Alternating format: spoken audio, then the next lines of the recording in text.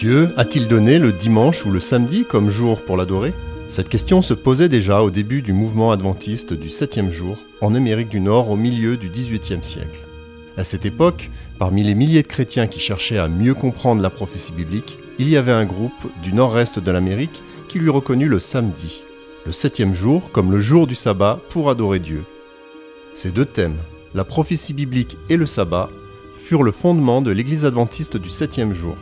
En 1863, les mouvements observateurs du sabbat s'organisèrent officiellement et leur dénomination religieuse comptait 3500 membres adorateurs du sabbat répartis dans 125 églises. Aujourd'hui, la division nord-américaine de l'Église adventiste du 7e jour représente plus de 1,2 million de membres qui s'étend des Bermudes à Palau en passant par le continent. Il est impressionnant de voir combien la diversité ethnique de cette région nécessite des approches différentes pour atteindre chacune d'elles de manière adaptée. Beaucoup s'inspirent de la méthode du Christ, dont le ministère commençait d'abord par se mêler aux gens, sympathiser avec eux, répondre à leurs besoins, gagner leur amitié et les inviter à suivre le Christ. Partout, en Amérique du Nord, les adventistes s'occupent de groupes autochtones tels que les Amérindiens, les autochtones de l'Alaska et les membres des Premières Nations où qu'ils se trouvent. Dans des endroits comme l'Alaska, il peut parfois être assez difficile de les atteindre.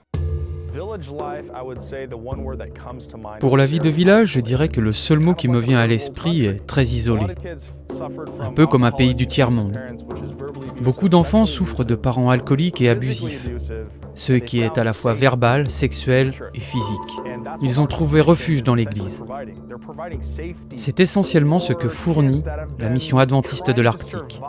Elle assure la sécurité des enfants qui tentent de survivre à cette épidémie de drogue et d'alcool, qui continue de s'immiscer dans le tissu même de la culture et des peuples autochtones de l'Alaska.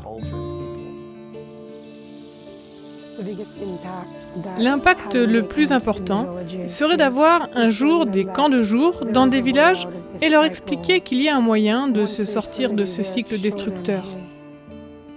Un jour, quelqu'un devrait leur montrer ce qu'est vraiment l'amour. Grâce aux camps de jour, ils peuvent trouver de quoi s'en sortir.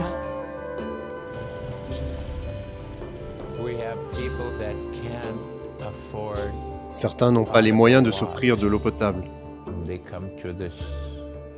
Ils viennent dans ce centre pour en obtenir.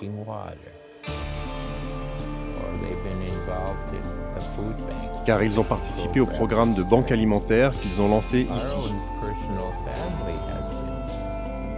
Notre propre famille a également bénéficié de l'aide humanitaire apportée à notre peuple.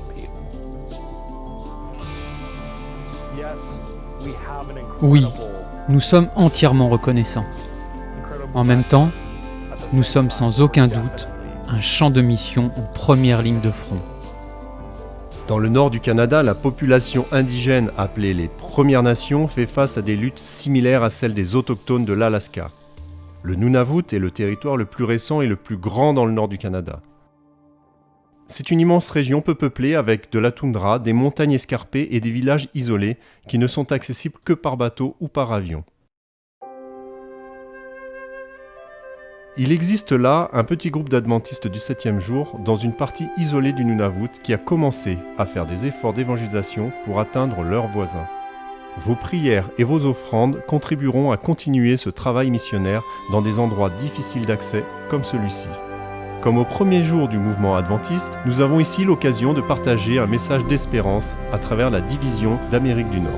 Merci de soutenir le travail missionnaire de l'Église adventiste du 7e jour.